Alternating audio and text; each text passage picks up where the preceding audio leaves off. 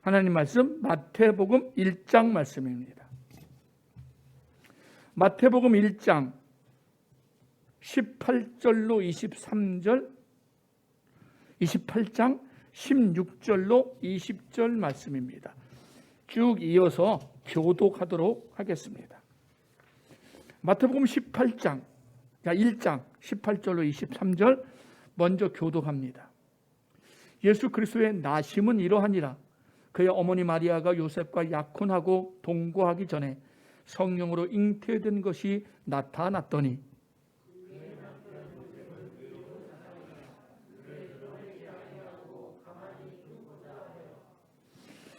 이 일을 생각할 때에 주의 사자가 현몽하여 이르되 다윗의 자손 요셉아 네 아내 마리아 데려오기를 무서워하지 말라. 그에게 잉태된 자는 성령으로 된 것이라.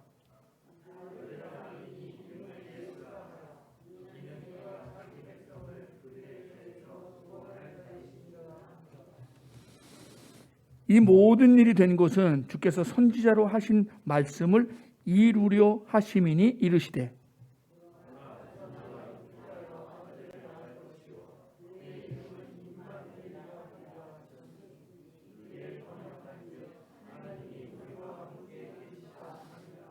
열한 제자가 갈릴리에 가서 예수께서 지시하신 산에 이르러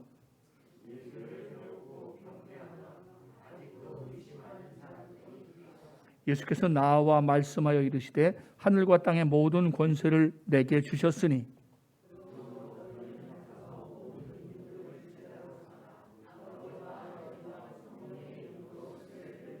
함께 내가 너희에게 분부한 모든 것을 가르쳐 지키게 하라. 볼지어다 내가 세상 끝날까지 너희와 항상 함께 있으리라 하시니라. 아멘. 오늘도 우리 주님의 말씀이 우리 발에 등이 되고 우리 길에 빛이 되기를 원합니다. 하나님이여 사슴이 시냇물을 찾기에 갈급함같이 내 영혼이 주를 찾기에 갈급하나이다 라고 고백한 시인의 고백이 우리 모두의 고백이 될 수 있기를, 그 간급함이 우리의 갈급함이 될 수 있기를 주의 이름으로 부탁을 드리겠습니다. 자, 여러분, 드디어 신약으로 넘어왔습니다. 지난해에 성경 통독을 시작한 이후에, 그리고 금년 들어 다시 한번 성경 통독을 시작한 이후에 다시 마태복음까지 왔다는 것은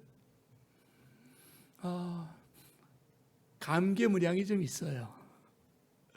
또 하나는 그 마음에 은혜였다는 생각이 더 강합니다.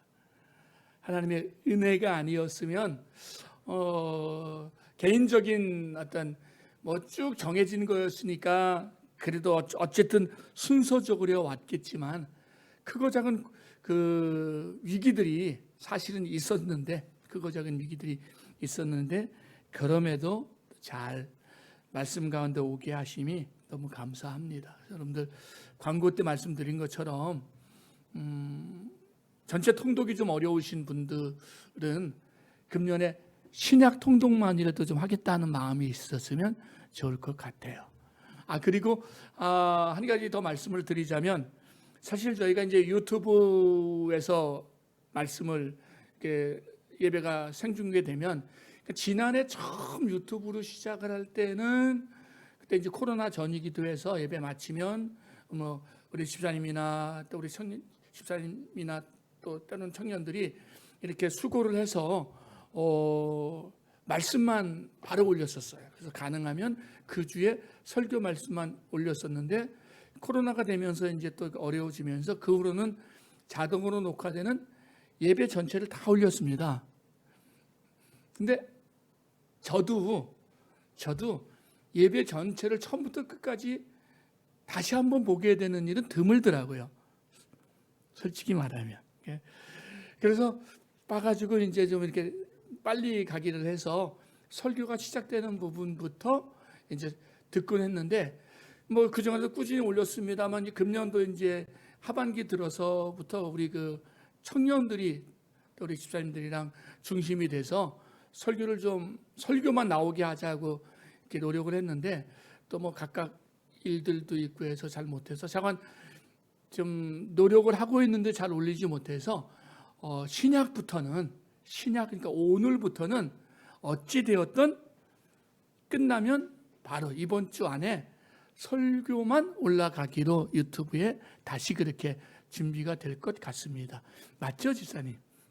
네.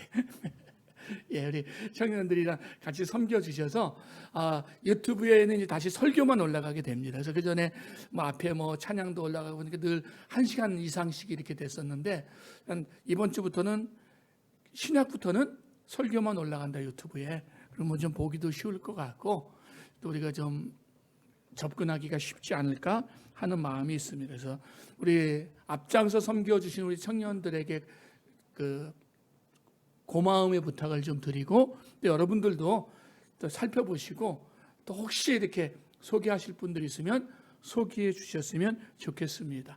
그리고 참고로 한 가지 말씀을 드리면 지난주에 제가 하는 일은 없었는데 마음이 조금 분주해서 그 주보와 유튜브 주소를 예배 전에 못 올려드렸습니다. 제가 거의 매주 올려드리는데 가끔가다 실수를 해요. 1년에 한두 번 정도. 근데 지난주에 딱 올라섰는데 아차 유튜브 주소 안 올렸다는 생각이 들더라고요. 그래서 제가 우리 개인적으로 우리 유튜브 들어오시는 분들 한 분과 다음에 우리 청년 공동체, 여성 공동체, 남성 공동체에 매일 아침마다 주보와 유튜브 주소를 올립니다.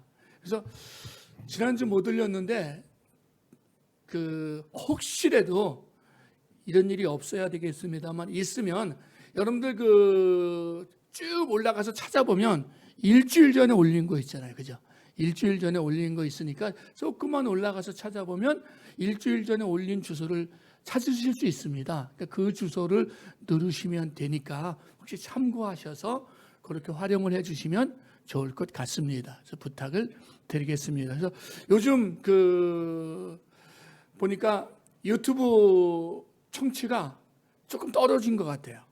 떨어진 것 같아서 이 유튜브를 저희가 이렇게 생방송으로 하는데 그래서 유튜브 청취율도 올라가야 또 방송에서 또 섬기시는 분들도 힘이 납니다. 그죠? 그래서 유튜브에 꼭 들어오셔서 그러니까 공동체 예배로 드리지 못하시는 분들은 유튜브 예배에도 꼭 함께 드리셔서 함께 예배에 또 동역하는 그런 마음이었으면 좋겠습니다.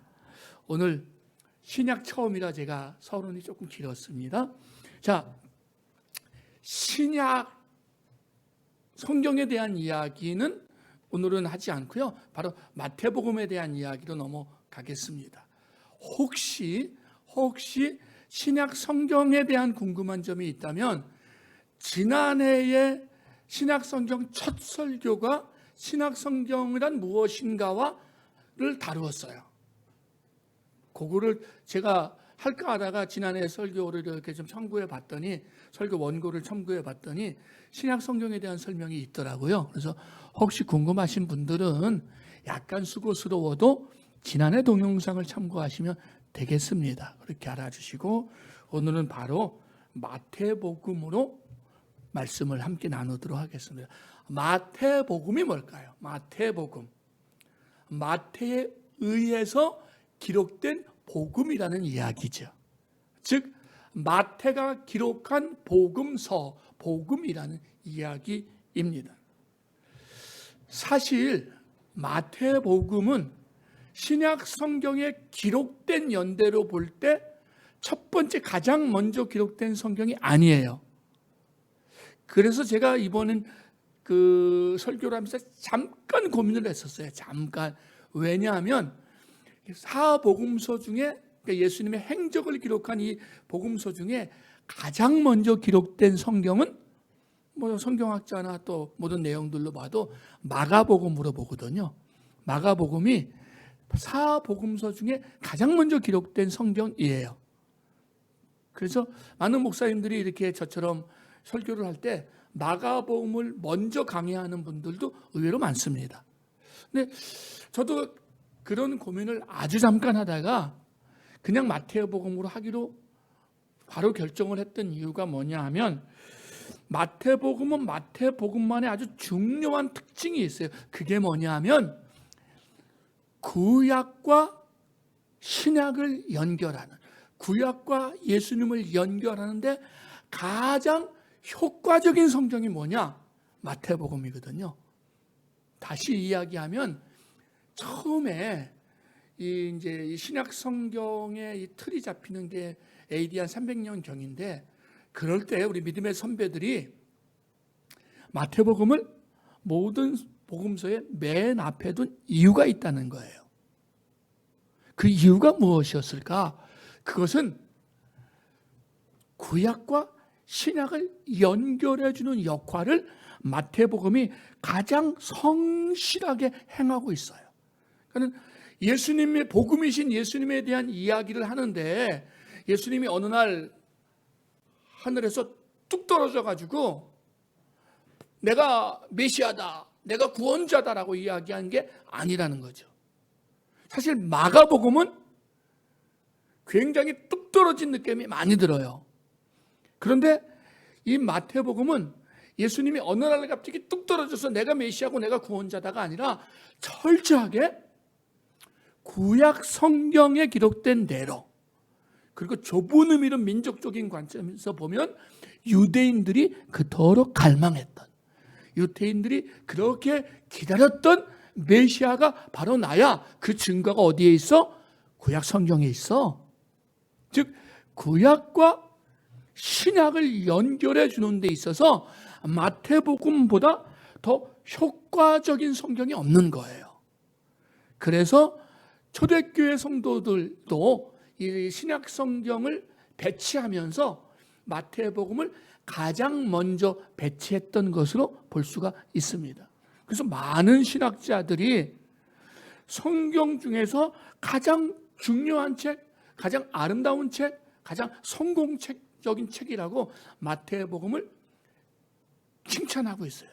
그것은 예수 그리스도라고 하는 이 구원자가, 메시아가 바로 구약에 예언된, 구약 성경에 철저히 예언되고 준비되어서 나타난 인물이다라는 것을 우리에게 보여주고 있기 때문입니다.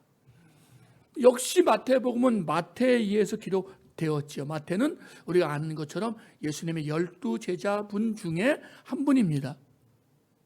그런데 그는 본래 예수님을 만나기 전에 그 직업이 뭐였죠? 세리였습니다. 세리는 그 당시에 참고로 이야기하자면 제가 금년에 처음 설교를 하면서도 그런 이야기를 드렸던 것 같은데, 배경에 관한 거 여러 가지 여러분들 중간사, 이제 지난주에 우리 말씀 전해 주셨던 우리 목사님이 중간사 부분을 제가 생각했던 것보다 더 상세하게 잘 전해 주셨어요. 근데 혹시 그거라도 좀 부족한 부분이 있으면, 여러분 요즘 유튜브가 상세히 나와 있는 게 참 많습니다. 그래서 예를 들어서 신구약 중간사 이렇게 유튜브 채널에 치게 되면 아주 상세하게 설명되어진 게 많아요. 그런 도움을 받으셔도 저는 좋을 것 같아요. 우리가 이게 이제 예배가 강의 시간이 아니잖아요. 강의 시간이 아니기 때문에 연도 따져서, 배경 따져서, 역사적 연구 자료 따져서, 고고학적 자료 따져서 설명을 하기는 아주 부족해요. 그런데 그런 유튜브들을 보게 되면 그 전문가들이 아주 상세하게 설명을 하고 있습니다. 이 마태복음에 있어서도 마찬가지예요. 마태복음에 나오는 여러 가지 신분이나 이런 학파도 마찬가지예요. 그래서 여러분들이 혹시 예수님 시대에 세리의 신분이 왜 이렇게 문제가 되고 왜 이렇게 천대를 받았을까? 유튜브를 이렇게 신약의 배경, 신약의 인물들 같은 것들을 찾으면 설명이 잘 나와져 있어요. 그런 도움을 받으셔도 될 것 같습니다. 그리고 그 외에도 궁금하신 거 있으면 이렇게 찾으시면 저에게 이렇게 문의를 해 오시면 제가 그런 내용들을 좀 살펴보고 있으니까 여러분들에게 추천해 드릴 수도 있습니다. 아무튼 당시에 이 세리는 유대 사회에서 아주 천대받던 그런 사람들이었어요. 한마디로 매국노들이었습니다. 그거는 이제 로마가 이 팔레스타인 지역을 지배하면서 세금을 받는데, 세금을 받는 형식이 뭐라 그랬죠? 세리를 정해주고 세리장을 정해주고, 예를 들자면 이 공항동에서 1년에 세금을 1억을 걷어내라고 정해주기만 하면 돼요. 그러면 공항동을 관리하는 세리가 공항동에서 좀 심하게 이야기해서 2억을 받던 3억을 받아내던, 그건 본인 능력인 거예요. 로마 정부에 얼마만 내면 돼요? 1억만 내면 돼요. 타치를 안 해요. 그러니까 세리가 그 지역을 맡은 세리에게 전권이 있는 거예요. 여리고성이면 여리고성에 그 세리장이 삭겨오잖아요. 전권을 가지고 있는 거예요. 그래서 로마 정부에서 야, 여리고성에 1년에 내가 볼 때 한 10억 정도만 세금을 걷어놓으면 되겠다. 그러면 세리장이 이렇게 봐서 자기도 먹어야 되고 그 다른 세리들도 먹어야 되니까 그러면 한 20억 걷지 뭐라고 마음을 먹으면 경제활 그 형편을 봐서 정하겠죠. 그러면 걷어내는 데 있어서 아무런 제약이 정부에서 없는 거예요. 중앙정부에서 그냥 내버려 두는 거예요. 그러면 군인들 동원해서 뜯어내는 거죠. 다 누구든 동족의 세금을 뜯어내니까 이 유대인들 입장에서 보면 가장 천대받던 직종이 여자들은 창녀였고 남자들은 세리였어요. 그러니까 이방인들보다 더 무시받던 사람들이 세리였다는 거죠. 그런데 이 세리도 공식적으로 예수님의 제자 중에 한 분이 되었다.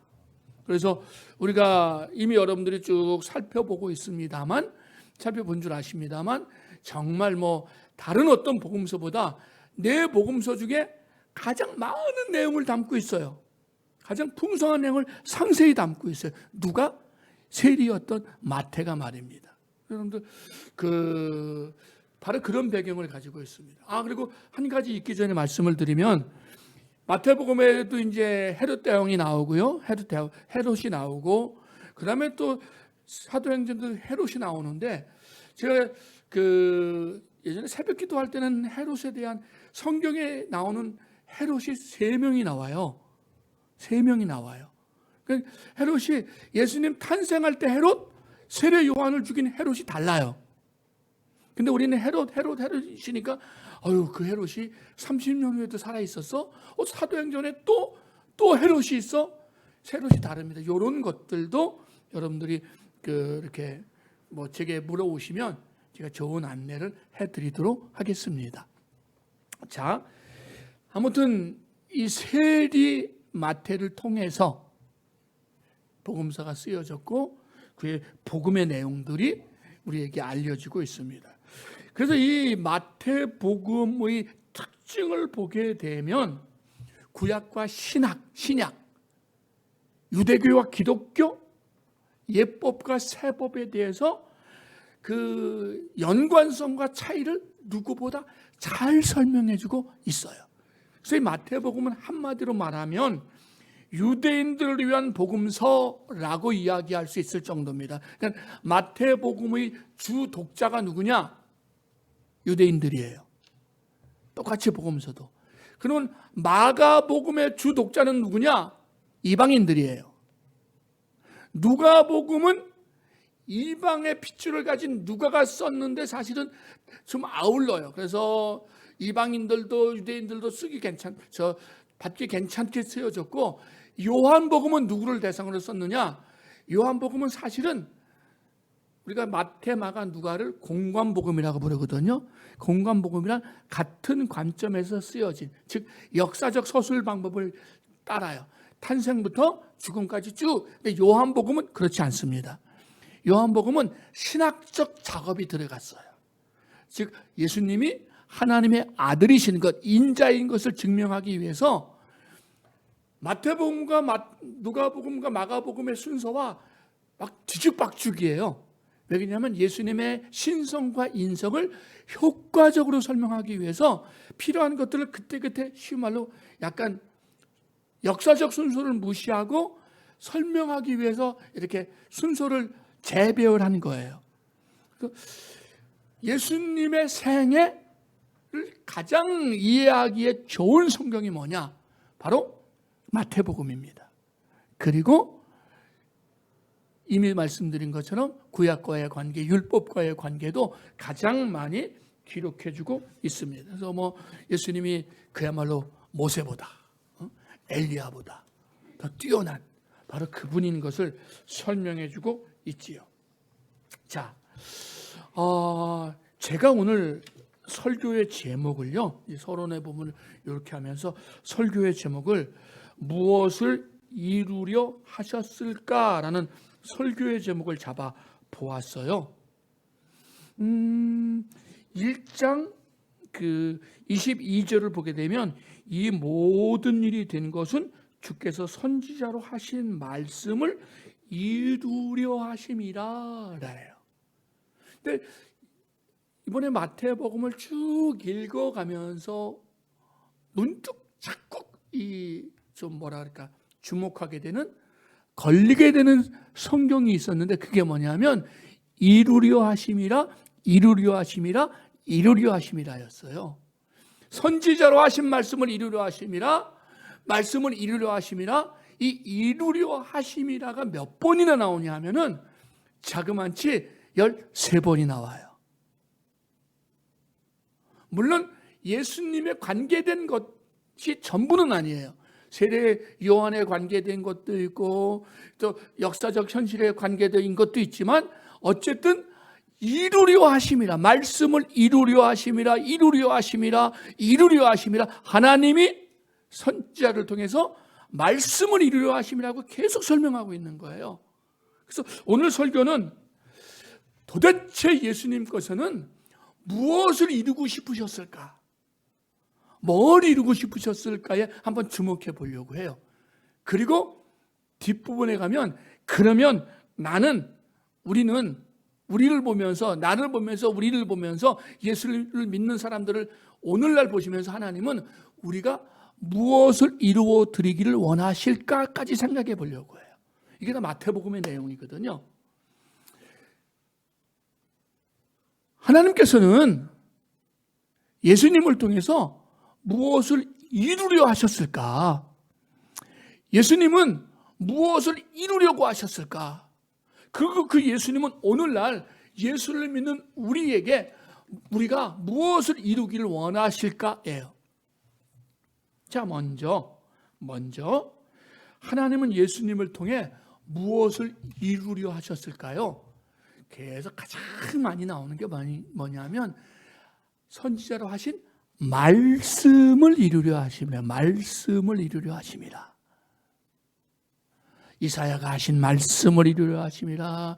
예레미야를 통해서, 선지자를 통해서 하신 말씀을 이루려 하심이라. 다윗을 통해서 하신 말씀을 이루려 하심이라. 구약에 예언되어진, 창세기부터 예언되어진 모든 말씀을 이루는 것이 누구의 존재의 이유였고 목적이었느냐? 예수님의 존재의 이유였고 목적이었다는 거예요. 하나님께서는 예수님을 통해서 하나님의 뜻을 이루어 가시는데 그 뜻이 어디에 나타난 뜻이냐? 성경을 통해, 말씀을 통해 나타난 뜻이라는 겁니다. 자, 우리가 성경에 대한 여러 가지 표현이 있지만 성경은 한마디로 이야기하면 거대한 예언서입니다. 이 거대한 예언서예요. 성경 전체. 그러니까 한 구절 한 구절을 따지면 예언이 아닌 부분도 있지만 전체적으로 통찰해서 보자면 성경은 예언의 말씀이에요. 하나님에 대한, 하나님의 나라에 대한, 주의 초림과 재림에 대한 예언의 말씀이 성경 말씀이에요. 이 모든 말씀을 이루려 하는 게 누구의 생의 목적이었느냐? 바로 예수 그리스도의 생의 목적이셨다는 것입니다. 예수님께서는 말씀 한마디, 행동 하나, 모든 게 다 누구의 일을? 아버지의 일, 하나님의 일을 이루어 가시기 위함이었던 것을 알 수 있습니다. 말씀을 이루시는 거고요. 다음에 두 번째, 그러면 예수님은 무엇을 이루는 삶을 하셨을까? 이 땅의 만물들을 향한 하나님 나라의 시작을, 임재를 이루려 하심이었습니다. 예수님을 통해서 하나님의 나라가 시작이 되어져요. 예수님을 통해서 하나님의 나라가 선포되어져요. 예수님을 통해서 하나님 나라의 이야기가 들려지기 시작합니다. 흑암에 있는 백성이 큰 빛을 보았고 사망의 땅과 그늘에 앉은 자들에게 빛이 비치었도다. 마태복음 4장 16절 말씀이거든요. 어둠이 있는 자들이, 눈먼 자들이 보게 되는 것, 이 모든 것이 누구를 통해서냐? 예수님을 통해서. 누가 오니까? 구원자 예수님을 통해서 더 이상 눈물이 없고 한숨이 없고 상함이 없고 그런 하나님의 나라가 시작되는 게 누구냐? 예수님을 통해서 시작이 되어진다는 거죠. 즉 하나님은 예수님이 무엇을 이루어 가기를 원하셨는가 하면 하나님의 나라의 문을 여는 것, 하나님의 나라의 문을 모든 민족과 열방을 향해서 활짝 열어놓는, 열어 제끼는, 그죠? 열어 제끼는 일을 누구를 통해서 이루려고 하셨다고요? 예수 그리스도를 통해서, 아들이신 예수님을 통해서 그 일을 시작하시는 것을 보게 됩니다. 복음이 뭐죠? 어둠이 있는 곳에 빛이 오는 거죠. 눈먼 자가 보게 되고, 저는 자가 걷게 되고, 갇힌 자가 자유를 얻게 되는 그 일들이 누구를 통해서 시작이 돼요? 예수님을 통해서 시작되어지고 있습니다. 하나님은 예수님을 통해서 무엇을 이루려 하셨어요? 구원을 이루려 하셨다고 이야기합니다. 이는 선지자 이사야를 통하여 하신 말씀에 우리의 연약한 것을 친히 담당하시고 병을 짊어지셨도다 함을 이루려 하심이라. 생로병사는 인간의 숙명입니다. 생로병사의 원리에 의해서 벗어나는 사람은 아무도 없어요. 정말 대장부 같던 분들도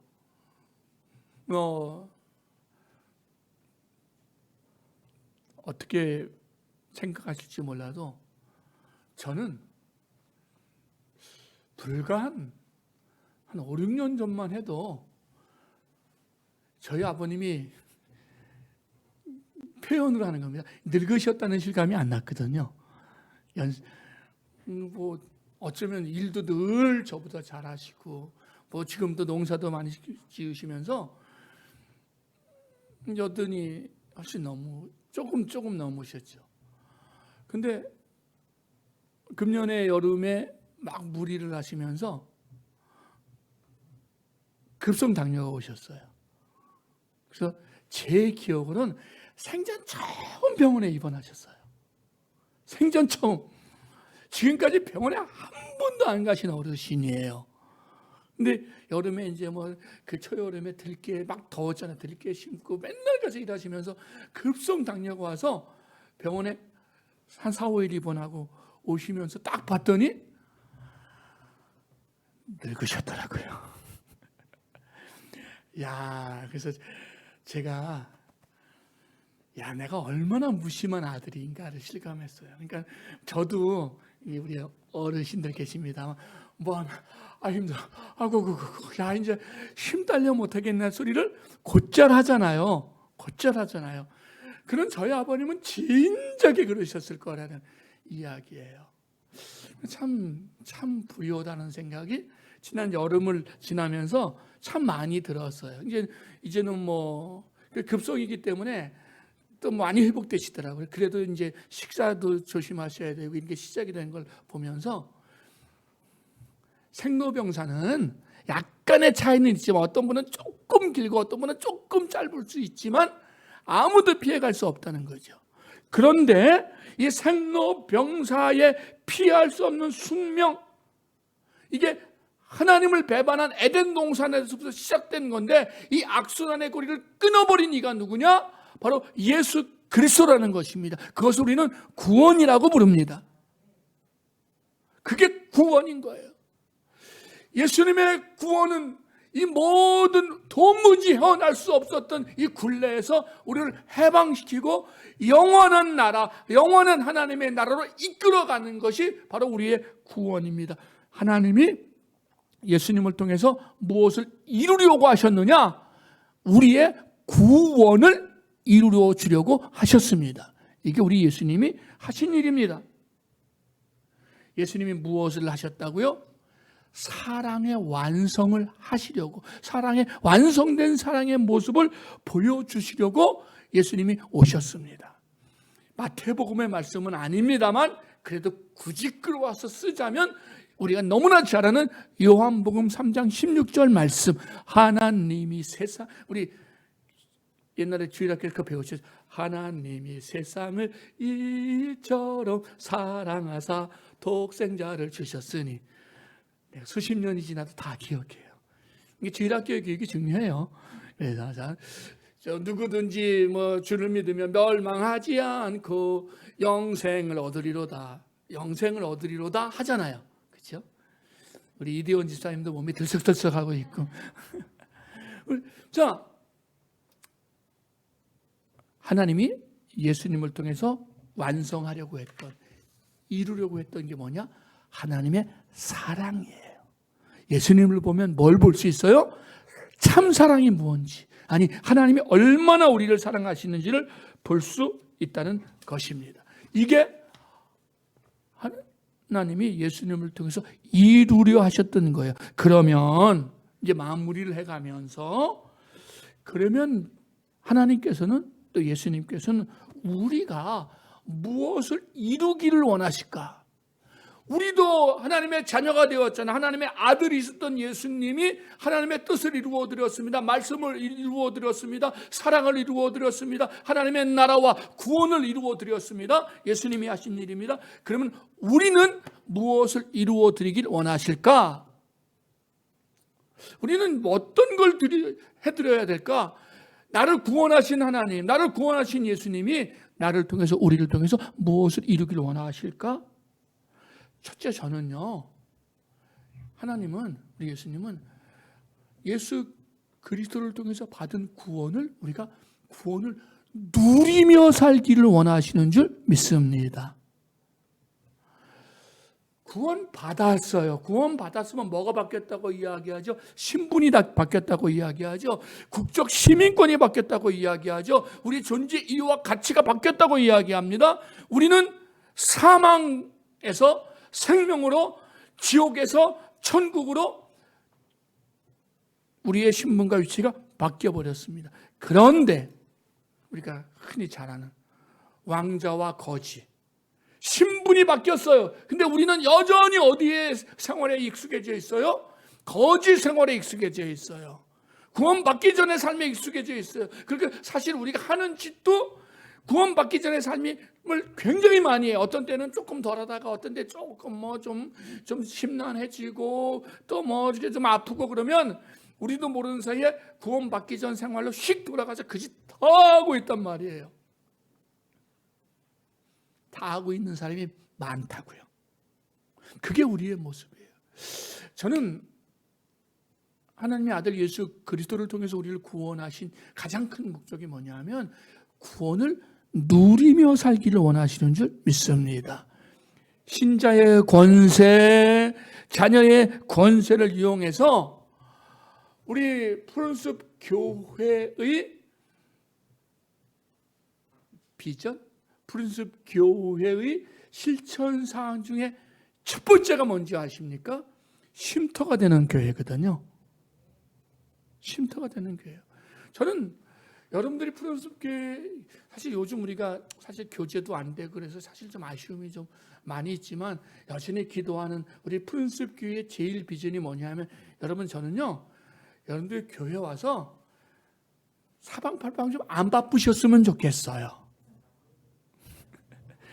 그러면 이제 이렇게 설교 예전에 막 하고 나면은요, 설교 끝나면 제가 집에 가면 혼나요. 우리 아들, 딸들이 우리도 좀 안 바빴으면 좋겠습니다. 그긴 해요. 제일 바쁜 사람들이 있기는 한데, 뭐, 어떻게 하겠어. 뭐, 아빠 잘못 만난 걸.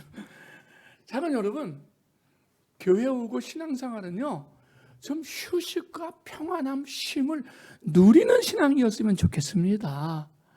뭐 해야 되고 뭐 해야 되고 뭐 해야 되고 제가 가끔씩 이야기하잖아요. 정말 요즘은 이제 많이 안 그럽니다만 정말 한 80년대 신앙생활한 분들, 90년대 초반 중반까지 신앙생활한 특히 청년들, 주일이 무슨 날이라고요? 주일날이 죽일날이라 그랬잖아요. 9시부터 교회 학교 하려면 조금 멀리 떨어진 분들은 7시, 8시 전에 일어나서 준비해서 교회 8시 한 반, 8시까지 와서 애들 다 어떻게 해야 돼? 신방해야 되잖아요. 그죠? 그래서 예전 뭐 핸드폰이나 있었습니까? 요즘 좀 핸드폰 없으니까 다 찾아다니려면 집에서 7시 전에 와야 돼요. 그리고 다 저녁 예배잖아요. 그리고 요즘은 좀 앞서가는 교회들은 청년부 예배를 별도로 만들어주지만 큰 교회들은 예전에 그런 거 없었잖아요. 어른 예배 다 들어간 다음에 주일 저녁 예배 끝나면 무슨 모임 있어요? 청년부 모임 그때예요. 그러면 집에 가면 몇 시예요? 11시예요. 12시예요. 그 다음에 월요일날 어떻게 해요? 다 병든 병아리 돼가지고 꺼덕꺼덕 직장에서 다 졸고 있는 거죠. 진짜 그랬어요. 직장만 가면 월요일날 졸고 있는 친구들은 10중 8구는 예수쟁이들이야. 왜? 주일날 하루 종일, 일요일날 하루 종일 새벽부터 밤늦게까지 혹사당했거든. 그리고 할 때는 또 몰라 사람이. 그러나 그 다음날 아침에 일어나면 주일날 월요일날 오전은 다 감당이 안 되는 거야 체력이. 여러분 물론요 하나님이 시간 주시고 기회 주시고 건강 주실 때 주님의 일에 열심히 해야 됩니다. 근데 그게 한국교회가 어느 순간부터 쉼의 기회, 회복의 기회를 주지 못했어요. 그래서 제가 푸른숲 교회를 하나님 앞에 이렇게 섬기는 기회를 가지면서 하나님이 제게 주셨던 첫 번째가 뭐냐면, 하나님 푸른숲 교회는 오면 아무것도 안 하고 정말 놀고 싶은 사람은 그 마음에 하나님이 감동 줄 때까지 놀게 하는 공동체가 되고 만들어주고 싶습니다 였습니다. 제가 제 그전에 살기 그랬거든요. 제 그전에 목회 살기 그랬거든요. 뭐 일주일에 제자 훈련 4개, 5개, 전도 소그룹 4개, 5개 하고 나면은요, 정말 일주일이 어떻게 지나가나 몰랐어요. 정말. 그러고 보니까는 제가 10몇 년을 예전에 교회에서 사역을 했는데, 수요일 낀 휴가를 부임에 가던 첫 해만 수요일 낀 휴가를 했어요. 그러니까 2박 3일 이상 휴가를 한 적이 한 번도 없다는 이야기예요. 그걸 10몇 년 동안 부임에 간 첫 해만 그 전에 있던 교회에서는 제가 부교육자로 있던 교회에서 그 교회에서 휴가를 2주를 줬거든요. 주일 끼어서. 그 휴가가 익숙해서 첫 해는 닦아서 수요일까지 하고 했는데 그 다음에 보니까 도무지 짬이 안 나는 거예요. 뭐 강단을 비우기도 마음에 허락이 안 되는 거예요. 그래서 수요일도 없이 뭐 절로 왔어요. 그러니까 어느 순간이 되니까 어떻게 사람이 번아웃이 되는 거죠. 탈진이 딱 돼가지고 아무것도 하기 싫어요. 그냥 아무것도 하기 싫은 거예요. 여러분 신앙생활 지치신 분들 있으면 푸른숲교회 데려오시기 바랍니다. 교회 와서 좀 놀아도 돼요. 교회 와서 좀 쉬어도 돼요. 그 하나님의 그 후에 마음에 감동 주시면 일어나서 회복해서 배우기도 하고 전하기도 하고 나누기도 하도록 하나님이 은혜 주실 줄 믿습니다. 저는 교회가 좀 쉬었으면 좋겠어요. 사실 금년에 이제 조금 좀 금년에 더군다나 조금 좀 그러긴 했습니다만 농장을 한 것도 여러분들 좀 쉬게 만들려고 그랬는데 올해 우리가 너무 많이 붙였어요. 그래서 내년에 농장 조금만 붙이려고 그래요.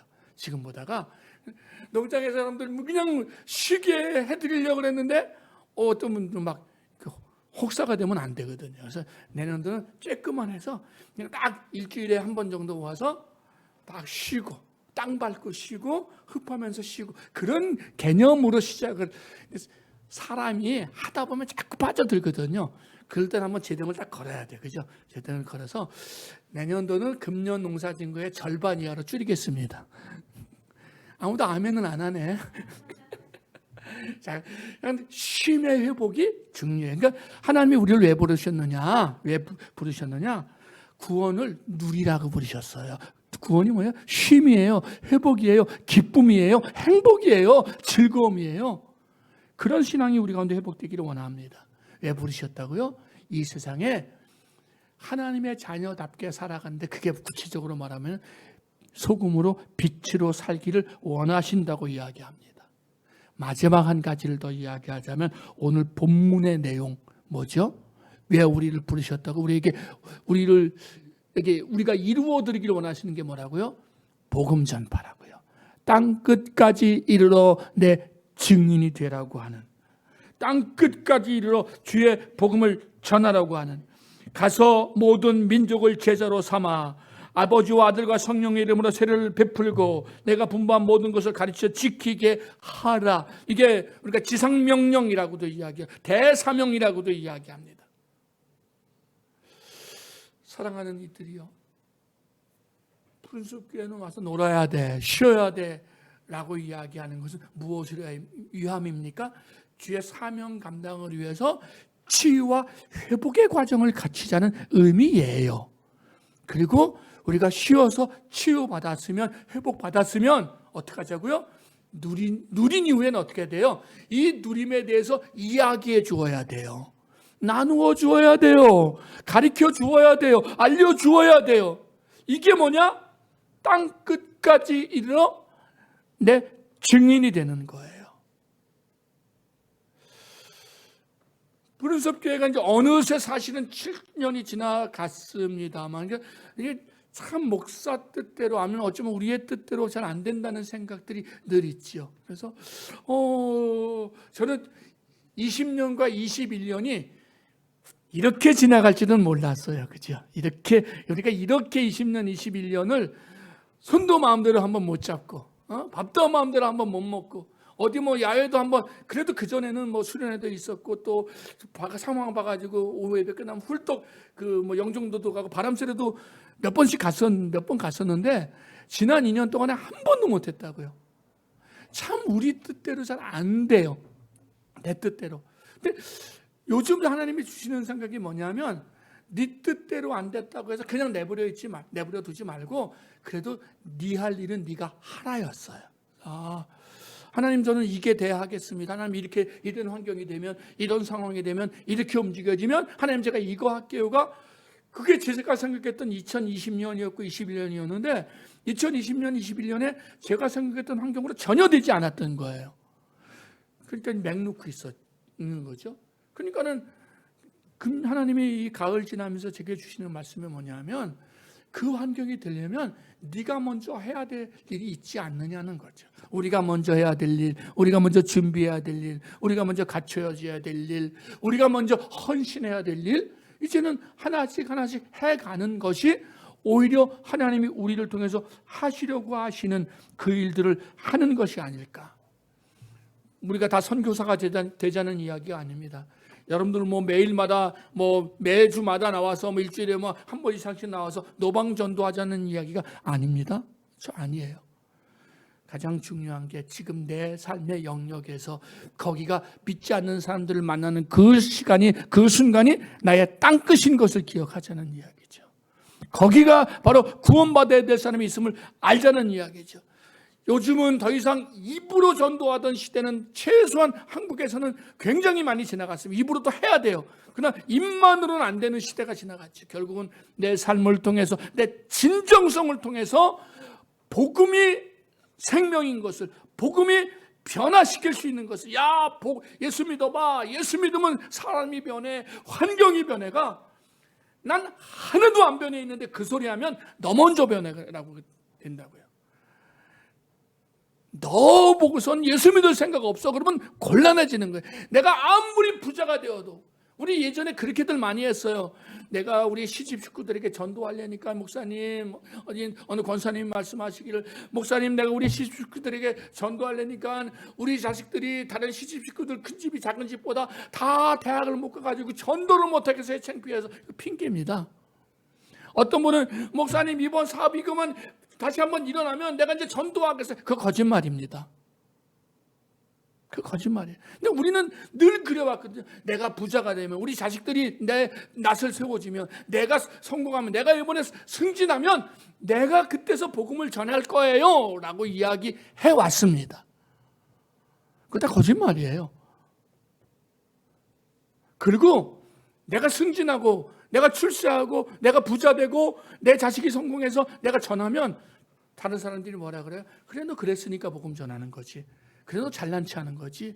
그래 너처럼 잘난 체, 너처럼 되지 않으면 누가 복음을 믿겠니? 라고 이야기하는 거죠. 사실 복음은 때를 얻든지 못 얻든지 보여주는 것이, 나타내는 것이 복음의 삶이기를 원합니다.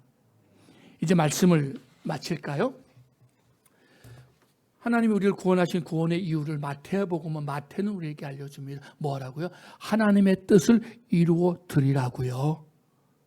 이를 위해서 다시 한번 여러분이 개인적으로 꿈꾸었던 하나님과 하나님의 영광과 나라를 위한 꿈, 우리 푸른숲 교회가 꿈꾸었던 쉼터의 회복, 쉼터의 꿈, 회복터의 꿈, 배움터의 꿈, 나눔과 전함터의 꿈을 다시 한번 꿈꾸는 우리가 될 수 있기를 원합니다. 기다리는 것이 필요합니다. 포기하지 않는 마음이 필요합니다. 그리고서 살리는 삶으로 나아가고 베풀고 보여주는 삶이 필요하다는 것입니다. 그 드려지는 삶이 있을 때 보여지는 삶으로 연관되는 것을 기억해야 될 것입니다. 하나님의 뜻을, 말씀을 이루려 하심이라, 이루어드리기 위해서 살아갔던 예수의 생애가 오늘날 우리를 통해서 하나님의 뜻, 구원, 사랑, 나라를 이루기를 원하시는 그분 앞에 온전히 쓰임받고 드려지는, 꿈꾸는 일, 삶으로 사라지는 일에 쓰임받는 우리 모두가 되기를 주의 이름으로 축복합니다. 아멘. 기도합니다. 그렇습니다. 하나님, 우리를 구원하신 그 구원을 이제 누리는 은혜를 허락하시고, 이제는 이 땅을 위해서, 복음을 위해서 살아가는 살림의 주인공들이 되기를 원합니다.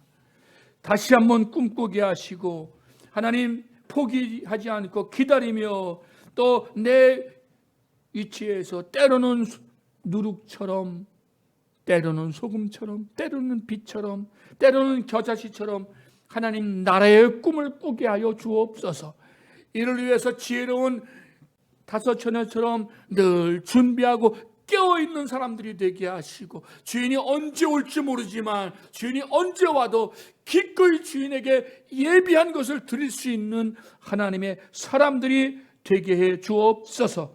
주여, 내가 먼저 내 자리에서 일어나기를 원합니다. 꿈꾸게 하시고 일어나게 하시고 나에게 명령하며 다시 한번 주의 나라와 주의 복음을 위해 살게 해 주옵소서. 하나님 앞에 헌금합니다. 감사 헌금을 드립니다. 11주 헌금을 드립니다. 선교 헌금과 주일 헌금을 드립니다. 몸을 드리고 마음을 드리고 정성을 드리오니 흠양하시고 주의 뜻 이루어 주시되, 가정이, 직장이, 기업이 주의 뜻을 이루어 드리게 하옵소서. 이 시간에도 복음을 위해서 수고하는 종들을 기억합니다. 하나님, 우리 군 선교를 위해서, 군 복음화를 위해서 수고하는 군목, 군종들과 우리 군 선교사님들, 특별히 하나님 군대의 문이, 군 선교의 문이 다시 마음껏 활짝 열리게 하시고, 우리 마음껏 다시 그들을 돌보며 위에 기도하며 말씀을 전하는 그 문을 열어 주옵소서. 낙도지의 특수기관에 은혜를 주시며, 하나님 복음을 위해서 또 해외 각국에 파송된 선교사님들에게 그 복음의 역사, 구원의 역사가 넘치게 하옵소서. 주여, 쉼이 필요한 에게 쉼을 주고 회복을 주는 믿음의 공동체, 그리고 주의 마음을 배우고 주의 삶을 배우는 배움 공동체, 나누고 베푸고 섬기는 나눔의 공동체, 전함의 공동체로 푸른숲교회가 다시 한번 꿈꾸며 나아가게 해 주옵소서. 의지하며 사모하며 기대하며 이 모든 말씀 예수님의 이름으로 기도드립니다. 아멘. 예, 우리 파송 찬양 드리고 축도함으로